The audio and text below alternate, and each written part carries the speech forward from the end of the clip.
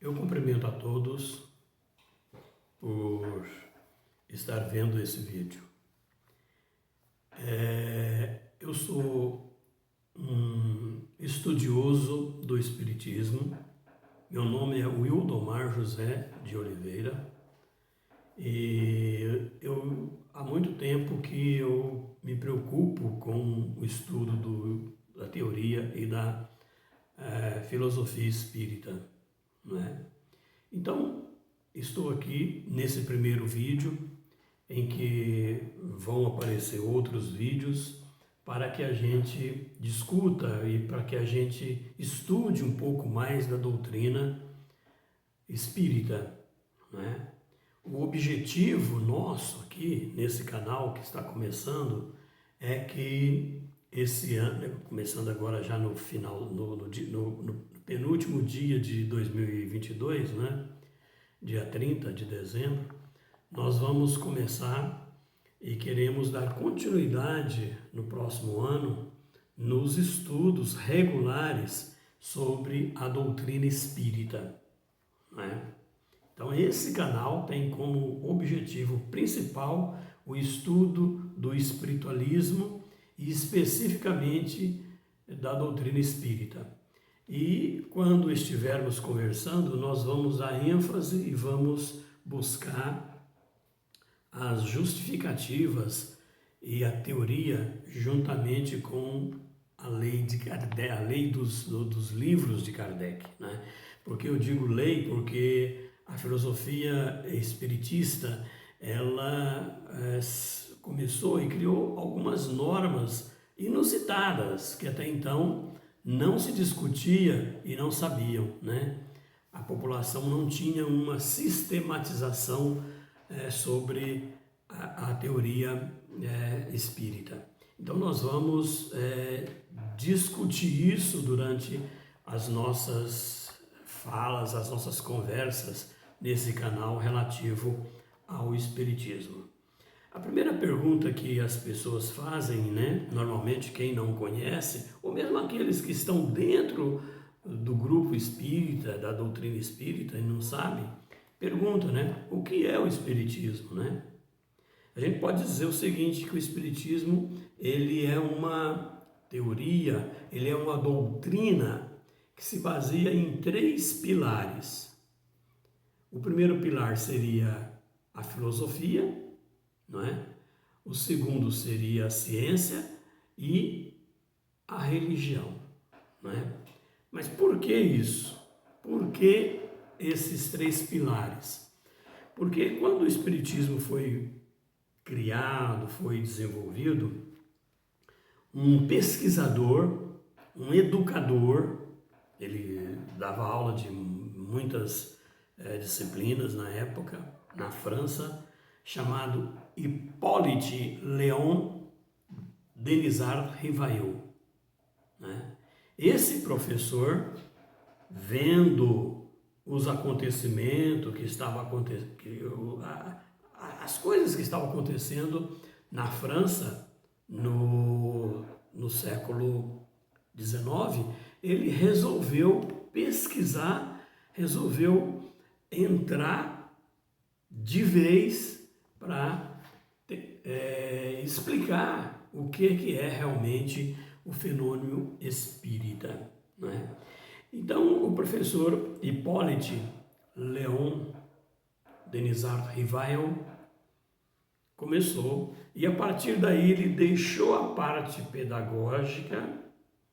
Ele trabalhou com aquele pesquisador renomado, historicamente fantástico, chamado Pestalozzi. Ele deixou o grupamento do Pestalozzi, após ser um professor defensor da teoria e da metodologia que o mestre Pestalozzi, ele deixou aquilo, criou um codinome, né, mudou, entre aspas, né, de nome, e passou a se chamar Allan Kardec. E a partir de então publicou alguns livros, né, revistas, né, uma revista chamada Revista Espírita e alguns livros. E a partir de então começou a difundir as ideias. O Allan Kardec, que é o Hippolyte Léon Rivail, o Hippolyte Léon Denisard Rivail, ele nasceu em 3 de outubro de 1804, né, em Lyon, na França. Ele é francês, né? E ele morreu, ou desencarnou, em 1889.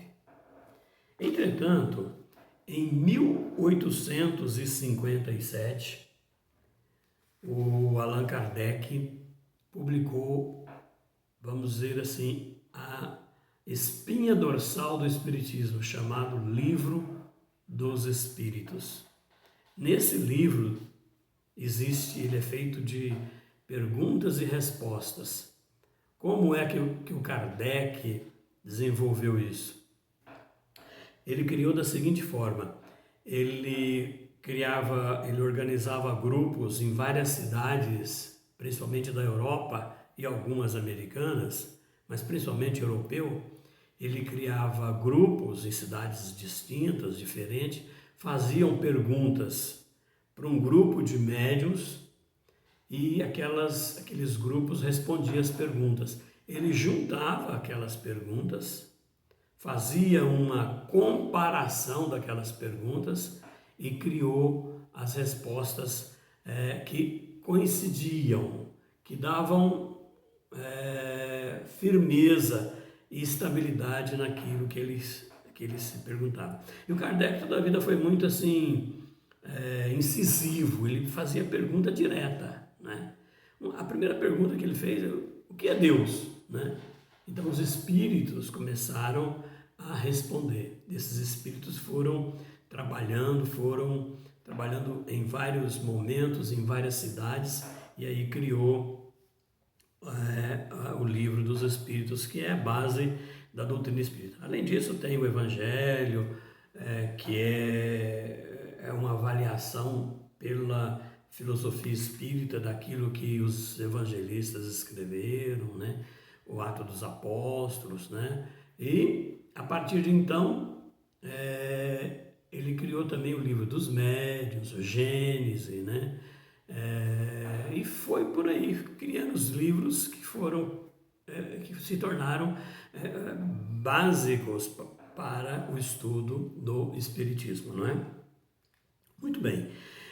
Por que Kardec criou o Espiritismo? Por que Kardec formou a essência, a doutrina espírita?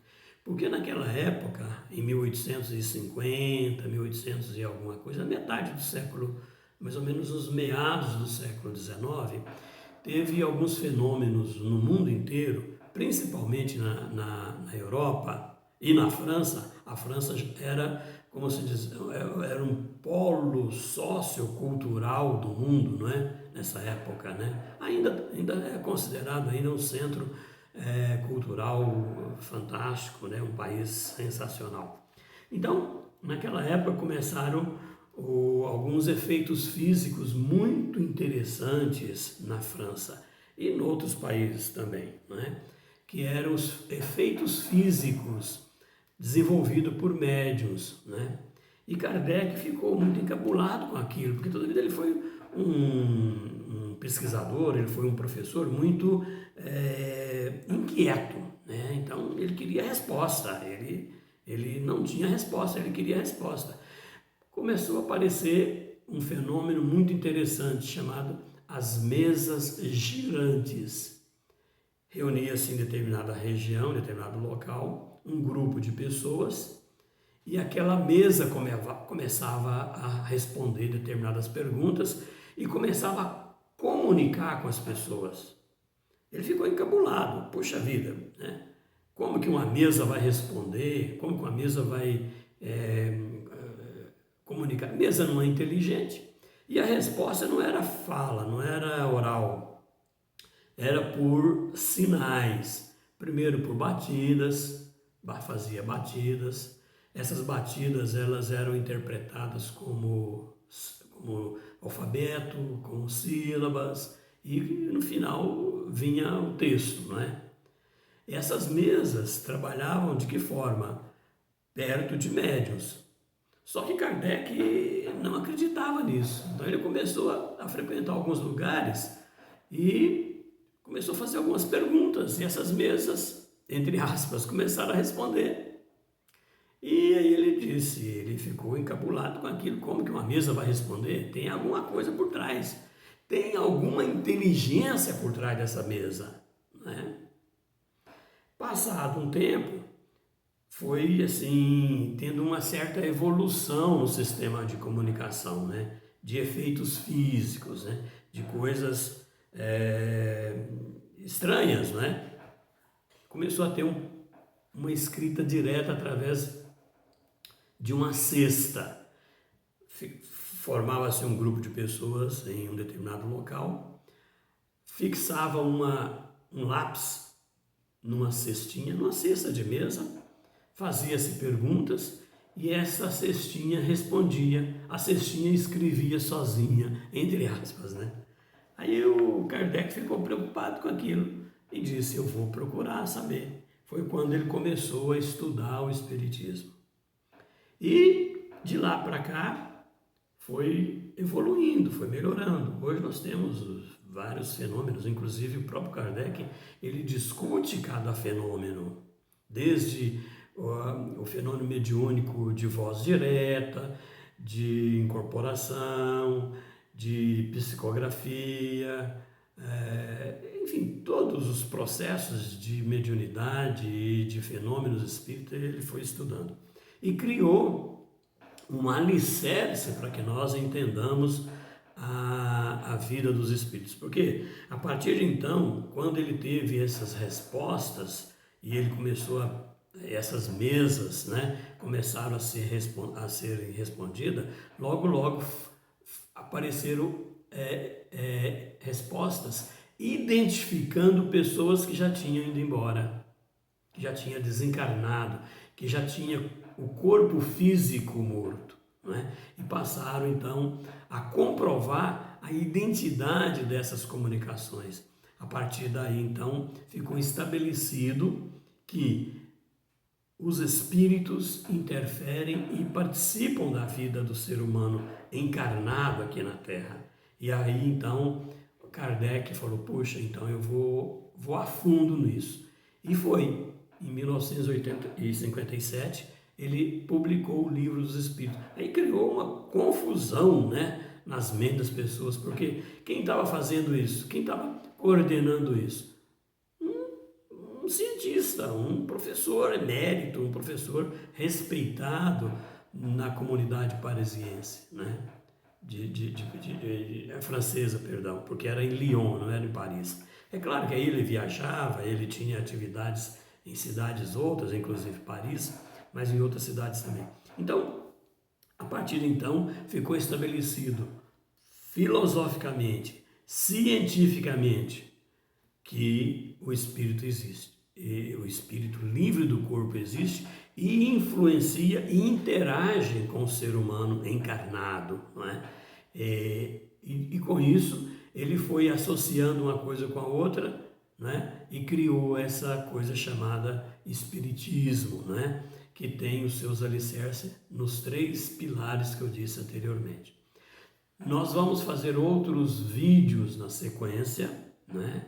Para que possamos tentar entender melhor, né? Na verdade, o estudo é tudo, né? O estudo é fundamental para que a gente cresça, para que a gente evolua. Ninguém está aqui na Terra para ficar estabilizado, estacionado. Nós temos que avançar, né? Crescer, evoluir. E isso todos nós queremos e vamos fazer com certeza. Espero que vocês entendam e que façam um contato conosco e façamos uma interatividade muito gostosa da agora para frente. Tá? Um abraço para todo mundo. E já encerrando, que o ano que começa agora domingo seja de muita paz. Nós precisamos de muita espiritualidade, né? Menos materialismo, muita coisa da alma, do Espírito precisa ser renovado, ser revivido por cada um de nós, não é? Um abraço e um beijo no coração de todo mundo.